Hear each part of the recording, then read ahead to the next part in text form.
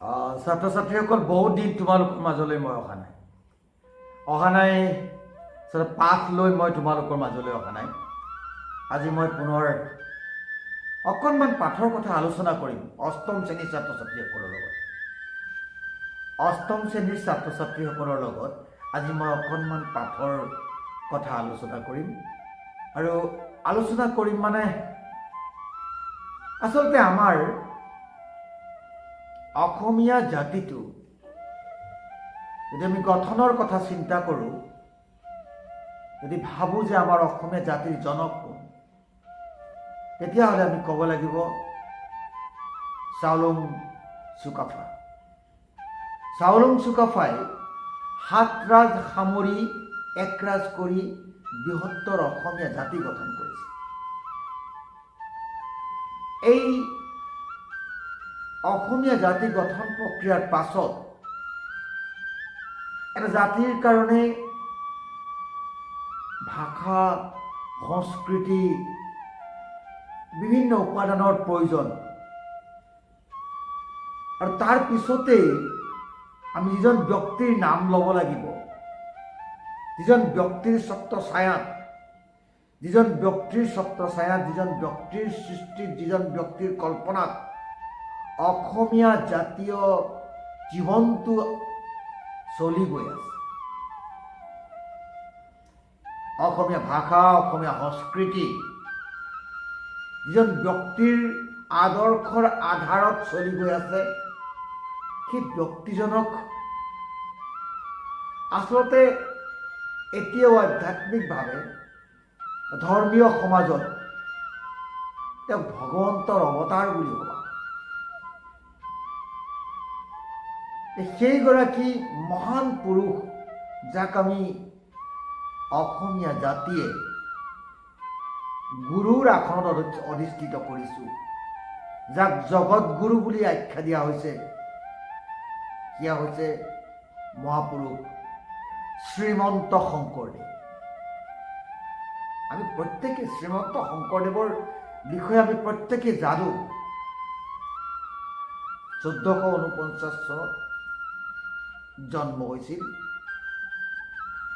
তেওঁৰ পিতৃ আছিল শিৰোমণি কুসুম্বৰ ভূঞা আৰু মাতৃ আছিল সত্যসন্ধ্যা। সৰুতে মাক দেউতাকৰ মৃত্যু হোৱাৰ পাছত বুঢ়ী আইতাক খেৰসুতীয়ে শংকৰদেৱক ডাঙৰ দীঘল কৰিছিল। এয়া এক বিস্তৃত কাহিনী শংকৰদেৱ। কিন্তু শংকৰদেৱ অসমীয়া জাতিৰ কাৰণে কি? অসমীয়া জাতিয়ে শংকৰদেৱক কিয় জগতগুৰু বুলি ক'লে, কিয় গুৰু হিচাপে গ্ৰহণ কৰিলে, কি দিলে শংকৰদেৱে আমাক? এই কথাবিলাক জানিবলৈ তোমালোকৰ পাঠ্যপুথিত এটা কবিতা আছে নহয়? তোমালোকৰ এখন অংকুৰণ পাঠ্যপুথি, আৰু তাত এটা কবিতা আছে, শ্ৰী শ্ৰী শংকৰদেৱ। আৰু মোৰ পিছফালে এয়া মোৰ কাষত মই মহাপুৰুষজনাৰ আজি প্ৰতিচ্ছবিখন লগাই লৈছোঁ। এই কবিতাটোৰ লিখিছে বনফুলৰ কবি যতীন্দ্ৰনাথ দুৱৰা। কবিতাটোৰ বিষয়ে আলোচনা কৰাৰ আগতে আমি এবাৰ কবিতাটো শুনি লওঁ। কবিতাটো শুনি লওঁ, তাৰ আবৃত্তি আমি অকণমান জানি লওঁ। তাৰপিছত কবিতাটোৰ ভিতৰলৈ আমি সোমাই যাম আৰু কবিতাটোৰ বিষয়ে আমি জানিবলৈ চেষ্টা কৰিম। এই কবিতাটোত কবিয়ে মহাপুৰুষজনাক কেনেকৈ সজাইছে, মহাপুৰুষজনাই অসমীয়া জাতিক কি কি দি থৈ গৈছে বুলি এই কবিতাটোত কৈছে, সেই কথাখিনি আমি আজি এই পাঠত আলোচনা কৰিম। আহা আমি এতিয়া কবিতাটো এবাৰ শুনি লওঁ। কবিতাৰ শিৰোনাম শ্ৰী শ্ৰী শংকৰদেৱ, কবি যতীন্দ্ৰনাথ দুৱৰা। কোন দূৰ অতীতৰ ধ্যানমগ্ন যোগী তুমি, তব পুণ্য কিৰণেৰে কৰিলা পবিত্ৰ ভূমি। নিৰলে বজাই বিনা কোন কবি কাননত, স্বৰ্গৰ বাতৰি আনি দিলা দেৱ মৰতত। মধুৰ ঝংকাৰ তাৰ গভীৰ উদাৰ সুৰে, আজিও উঠিছে বাজি অসমৰ ঘৰে ঘৰে। জীৱনৰ সুৰেৰে প্ৰেম মন্দাকিনী ধাৰা, অসীম সাধনা বলে নমালা স্বৰ্গৰ পৰা।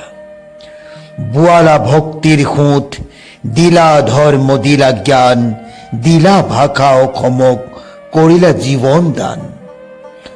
তোমাৰ জীৱনী দেৱ লিখে এনে সাধ্যকাৰ, গোটেই অসম ভূমি বিস্তৃত জীৱনী যাৰ। অসমৰ ৰীতি নীতি, অসমৰ সদাচাৰ, অসমৰ ধৰ্মভাৱ, অসমৰ ব্যৱহাৰ, সকলোকে তুমি দেৱ সজালা নতুন সাজে। তোমাৰ গৰিমা গীতি হৃদয়ে হৃদয়ে বাজে। বেদ উপনিষদৰ বাছি বাছি ফুল তুলি, কত যতনেৰে দেৱ গাঁঠিলাই মালাধাৰী। ক্ষুদ্ৰ স্বাৰ্থ ভিন ভাৱ আঁতৰাই সৰু বৰ, পিন্ধালা ধৰ্মৰ মালা সকলোকে আদৰৰ। জ্ঞানী ভক্ত কৰ্মবীৰ অসমৰ ৰত্ন তুমি, অশেষ যতনে দেৱ সজালা জনমভূমি। তোমাৰ সাজকি পিন্ধি জননীয়ে উলাহত, নিজকে চিনাকি দিয়ে হাঁহি হাঁহি জগতত।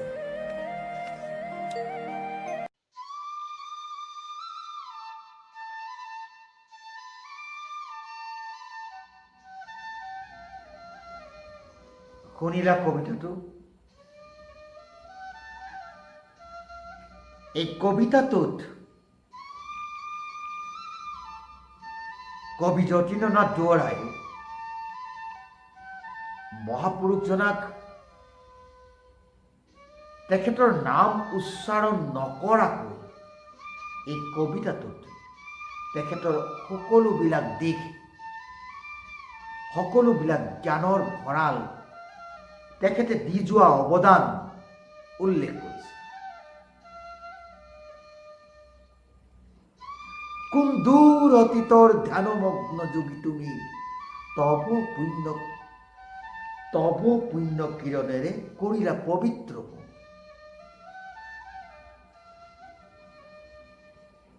এই ইমান কোমল বাক্যশাৰীয়ে, কোমল এই শব্দৰ মালাৰে আৰম্ভ কৰা এই কবিতাটোৰ মহাপুৰুষজনাৰ প্ৰতিটো কৰ্ম, যিখিনি আমি অসমীয়া জাতিয়ে আজিও গ্ৰহণ কৰি আছোঁ, সেই কথাখিনি উল্লেখ কৰিছে।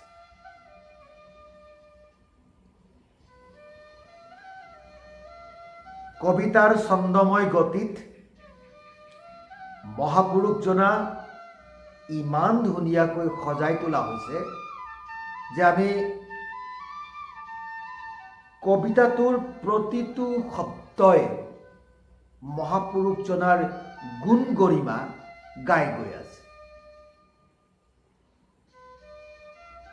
আমি অকণমান কবিতাটোৰ ভিতৰলৈ সোমাই যাওঁ, কি ক'ব বিচাৰিছে। এতিয়া আমি যদি মহাপুৰুষজনাৰ এই কবিতাটো, যতীন্দ্ৰনাথ দুৱৰাদেৱে লিখা এই কবিতাটো, কবিগৰাকী চিন্তাত, কবিগৰাকীৰ কল্পনাত মহাপুৰুষজনাক অংকিত কৰিছে। কেনেকৈ মহাপুৰুষজনাক অংকিত কৰিছে? কোনোবা দূৰ অতীতৰ পৰা অহা এক ধ্যানমগ্ন যোগী, আৰু ইমানেই ভাল কাম কৰিছিল, তব পুণ্য কিৰণেৰে কৰিলা পবিত্ৰ ভূমি। পুণ্য হ'ল ভাল কাম, ভালটোৱে পুণ্য, বেয়াটোৱে পাপ। আৰু ভাল কামেৰে এই ধৰাখন, এই পৃথিৱীখন, এই আমাৰ অসম মুলুকক পবিত্ৰ কৰিছে। নিৰলে বজাই বিন কোন কবি কাৰণত স্বৰ্গৰ বাতৰি আনি দিলা মৰতত। সৰগৰ বাতৰি মানে ভাল ভাল কথাবিলাক। তুমি তুমি কোনখন কানন মানে বাগিচা, কোন বাগিচাত তুমি ইমান সুন্দৰকৈ নিৰলে বিন বজাই মানে তোমাৰ যিবিলাক ভাল চিন্তা, ভাল সুৰ, সংগীত সুৰ, সৌন্দৰ্য তাত সদায় ভাল। আৰু সেই বিনাৰে তুমি কি কৰিছা, স্বৰ্গৰ বাতৰি আনি মৰতত বিলাই দিয়া বুলি কৈছে। মধুৰ ঝংকাৰ তাৰ গভীৰ উদাৰ সুৰে আজি উঠিছে বাজি অসমৰ ঘৰে।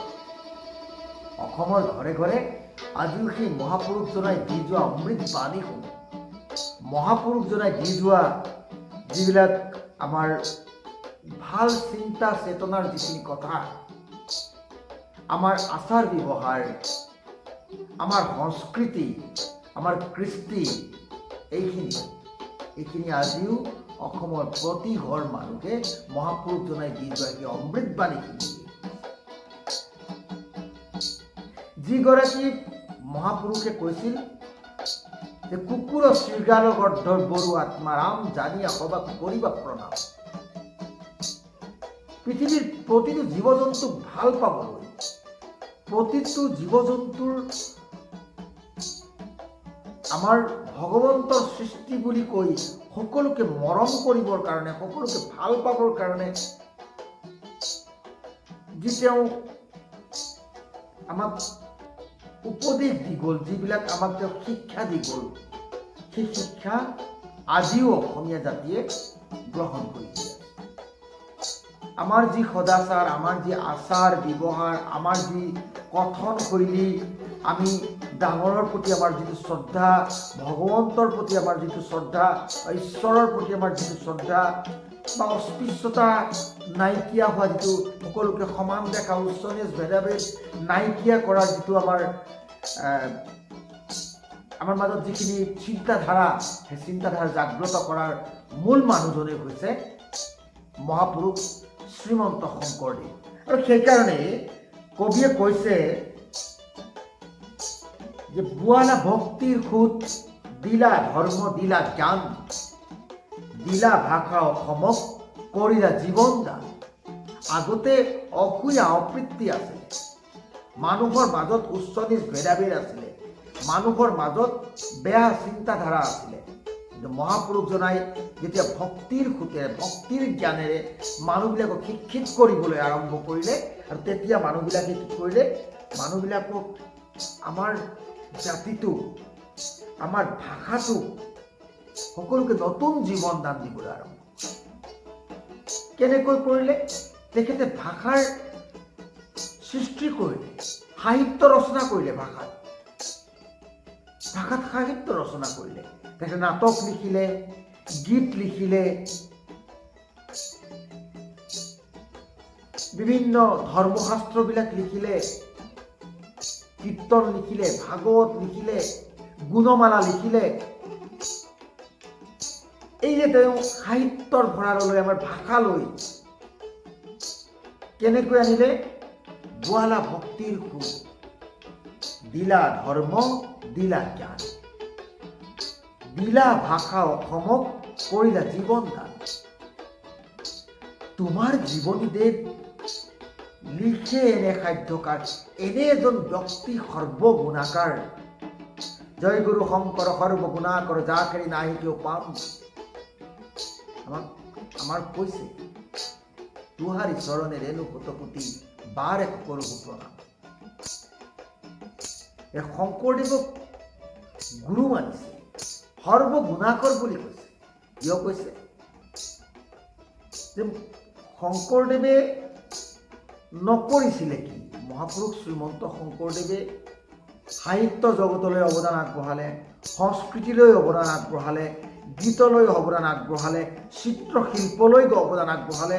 প্ৰতিটো কাৰ্য মহাপুৰুষ শ্ৰীমন্ত শংকৰদেৱে প্ৰতিটো কাৰ্য সম্পূৰ্ণ। ভাওনাৰ সৃষ্টি কৰিলে। চাৰিওফালে দৰ্শক বহি চাব পৰা বিশ্বত এখনেই মঞ্চ, এখনেই নাট হয়, সেয়া হ'ল ভাওনা। আৰু সেই ভাওনাৰ সৃষ্টি কৰিছে মহাপুৰুষ শ্ৰীমন্ত শংকৰ। তেওঁ নৃত্য কৰে, তেওঁ গায়, তেওঁ বজাব পাৰে, তেওঁ সাহিত্য কৰ্মৰ সৃষ্টি কৰিব পাৰে। এই সৰ্বগুণাকাৰ ব্যক্তিজনৰ কৈছে যে গোটেই অসম ভূমি বিস্তৃত জীৱনী যাৰ, অসমৰ প্ৰতিটো ঘৰত, অসমৰ প্ৰতিঘৰ মানুহত, প্ৰতিজন অসমীয়াৰ হৃদয়ত শংকৰদেৱৰ স্থান। শংকৰদেৱৰ কৃষ্টি সংস্কৃতি দিয়া জ্ঞানেৰে আমি সমাজখন চলাই গৈ আছোঁ। অৰ্থাৎ আমাৰ প্ৰতিজন অসমীয়াই শংকৰদেৱৰ আদৰ্শৰে গৈ আছে। আৰু সেইকাৰণে গোটেই অসমত যাৰ বিস্তৃত হৈ আছে জীৱন, তেওঁৰ জীৱনী কোনোবাই লিখিব পাৰিব, কাৰোবাৰ খাদ্য আছে, এই কথাষাৰ কবিয়ে কিন্তু কৈছে। কবিয়ে এইটোও কৈছে যে অসমৰ ৰীতি নীতি, অসমৰ সদাচাৰ, অসমৰ ধৰ্মভাৱ, অসমৰ ব্যৱহাৰ, অসমৰ ৰীতি নীতি সদাচাৰ, অসমীয়া মানুহৰ ধৰ্ম আৰু অসমীয়া মানুহৰ ব্যৱহাৰ মহাপুৰুষ শ্ৰীমন্ত শংকৰদেৱৰ সম্পূৰ্ণ তাত কি আছে? প্ৰভাৱ আছে। সম্পূৰ্ণ অসমীয়া সমাজ ব্যৱস্থাত মহাপুৰুষ শ্ৰীমন্ত শংকৰদেৱৰ প্ৰভাৱ আছে। সকলোকে তুমি দেৱ সজালা নতুন সাজে, তোমাৰ গৰিমা গীতি হৃদয়ে হৃদয়ে বাজে। তুমি সকলোকে নতুন সাজেৰে সজালা। আৰু তোমাৰ কি কৈছে? তোমাৰ গৰিমা গীতি হৃদয়ে হৃদয়ে বাজে। এই যে মহাপুৰুষ মাধৱদেৱে লিখিছে নহয়,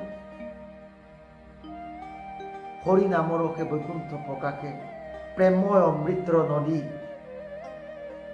শ্ৰীমন্ত শংকৰে পাৰ ভাঙি দিলে, বঢ়ে ব্ৰহ্মাণ্ড কৰি। আকৌ কি কৈছে? শ্ৰীমন্ত শংকৰ হৰি ভকতৰ জানা যেন কল্পতৰু, তাহান্ত বিনাই নাহি নাহি নাহি আমাৰ পৰম গুৰু। সেইজন শংকৰদেৱ, যাক মহাপুৰুষ মাধৱদেৱে সেইদৰে কৈ গৈছে। তেওঁ কি কি কৰিছে? তেওঁ অসমীয়া মানুহক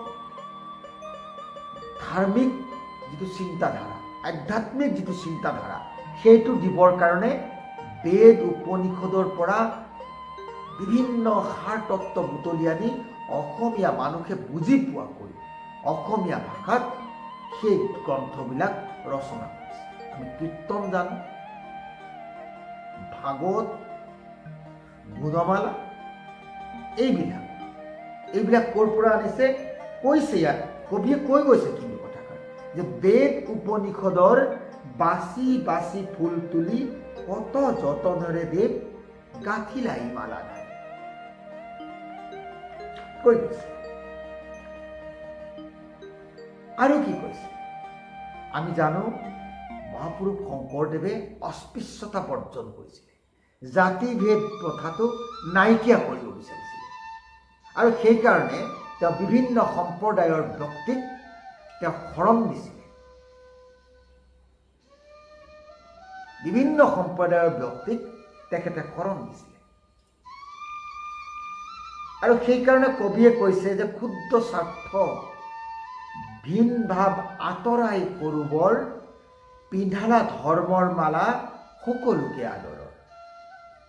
জ্ঞানী ভক্ত কৰ্মবীৰ অসম ৰত্ন তুমি। কি বুলি কৈছে? অসম ৰত্ন।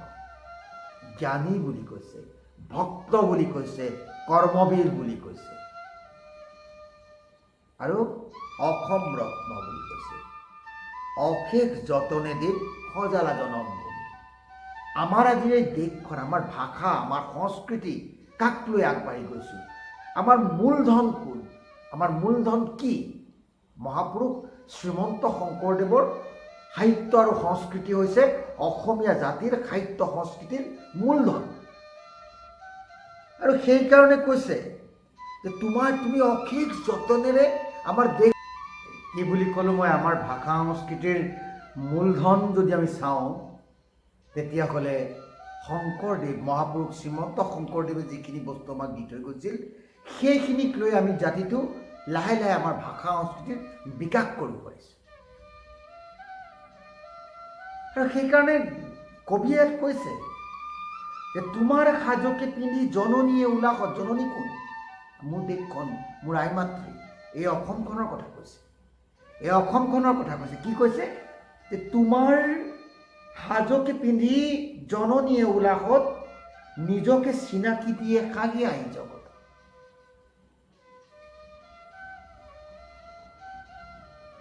এই মহাপুৰুষ শংকৰদেৱে দি যোৱা সংস্কৃতি, সাহিত্য, এইখিনিক লৈ বিশ্বসভাত, সমগ্ৰ বিশ্বত অসমীয়া জাতিয়ে নিজৰ কৃষ্টি সংস্কৃতি চহকী কৰিব। চহকী এটা আমাৰ সংস্কৃতি আছে, চহকী এটা আমাৰ ভাষা আছে, তাক লৈ আমি গৌৰৱ কৰিব পাৰোঁ। এই মহাপুৰুষ শংকৰদেৱ, এই মহাপুৰুষ শ্ৰীমন্ত শংকৰদেৱৰ ইমানেই বেছি অৱদান অসমীয়া জাতিটোৰ কাৰণে আছে, যিখিনি কথা কৈ আমি এটা শ্ৰেণীত বা এটা পাঠদানত শেষ কৰিব নোৱাৰোঁ। আমি বহু কথাই মহাপুৰুষজনাৰ বিষয়ে জানিবলগীয়া আছে। আজি মই পাঠটোত মাত্ৰ কবিগৰাকীয়েও মহাপুৰুষজনাৰ বিষয়ে কবিতাটোত কি লিখিছে, কবিতাটোত কি ক'বলৈ বিচাৰিছে, মই সেই কথাখিনি আলোচনা কৰিছোঁ। মই আকৌ এই পাঠটোলৈ আহিম। মই এই পাঠত আকৌ নতুনকৈ তোমালোকক মহাপুৰুষজনাৰ নাটক, মহাপুৰুষজনাৰ বৰগীত সম্পৰ্কে, মহাপুৰুষজনাৰ সৃষ্টিৰাজিৰ সম্পৰ্কে, মহাপুৰুষজনাই কি কি কৰ্মৰাজি কৰিছিলে সেই সম্পৰ্কে অৱগত কৰিবলৈ মই এই পাঠটোলৈ তোমালোকৰ মাজলৈ আকৌ আহিম। তোমালোকে চাই থাকিবা এই PNB চেনেলটো। আৰু মোৰ অতি শ্ৰদ্ধাৰ শিক্ষাগুৰুসকল, মই মাত্ৰ পাঠটো আঁত ধৰি দিছোঁ। আৰু বিগত সময়ছোৱাত মোক এই কামখিনি কৰিবলৈ শিক্ষাগুৰুসকলে যিটো মোক উৎসাহ দিছে, আপোনালোকে মোক যিখিনি কাম কৰিবলৈ কোনোবাই ফোন যোগে, কোনোবাই মেছেজ যোগে যিখিনি উৎসাহ দিছে, সেই উৎসাহকে মূলধন হিচাপে লৈ মই কামখিনি কৰি গৈছোঁ। মই 100% শুদ্ধ নহয়, মোৰো ভুল হ'ব পাৰে। মোৰ ভুলখিনি গঠনমূলকভাৱে আপোনালোকে লৈ যদি মোৰ এই ভিডিঅ'টোৰ পৰা, এই পাঠদানৰ পৰা ছাত্ৰ ছাত্ৰীৰ ক'ৰবাত কিবা অকণমান উপকাৰ হয় বুলি আপোনালোকে ভাবে, তেতিয়াহ'লে মোৰ এই ভিডিঅ'টো ছাত্ৰ ছাত্ৰীসকলৰ মাজত বিলাই দিব, শ্বেয়াৰ কৰিব, লাইক কৰিব। আৰু নতুন এটা পাঠ লৈ যাবলৈ বা ছাত্ৰ ছাত্ৰীসকলৰ মাজলৈ আকৌ এটা ভাল চিন্তাৰ খোৰাক লৈ আহিবলৈ মোক অকণমান সুবিধা দিব, তাকে কৈ মই আজি আপোনালোকৰ পৰা বিদায় লৈছোঁ। আৰু ছাত্ৰ ছাত্ৰীসকল, পুনৰ কৈছোঁ, তোমালোকৰ শিক্ষাগুৰুসকল যিসকলে তোমালোকক পাঠদান কৰি আছে, মোতকৈ বহু অভিজ্ঞ, তেখেতসকলে এই পাঠটো যিদৰে তোমালোকক আগবঢ়ায়, তোমালোকে সেইদৰে গ্ৰহণ কৰিবা। মই পাঠদান কৰোঁতে মোৰ বঢ়াত দুটা থাকি যোৱাটো স্বাভাৱিক কথা। সেইকাৰণে তোমালোকৰ শিক্ষাগুৰুসকলে যিদৰে পাঠটো তোমালোকলৈ আগবঢ়াই দিয়ে, তোমালোকে সেইদৰে গ্ৰহণ কৰিবা। মাত্ৰ মই পাঠটো তোমালোকৰ আঁত ধৰি দিলোঁ। ইয়াৰ পৰৱৰ্তী অংশত মই পাঠটোৰ প্ৰশ্ন উত্তৰ আৰু মই এই পাঠটোৰ লগত সংগতি ৰখা কিছুমান তথ্য তোমালোকক দিবলৈ চেষ্টা কৰিম। আজিলৈ মই তোমালোকৰ পৰা বিদায় লৈছোঁ।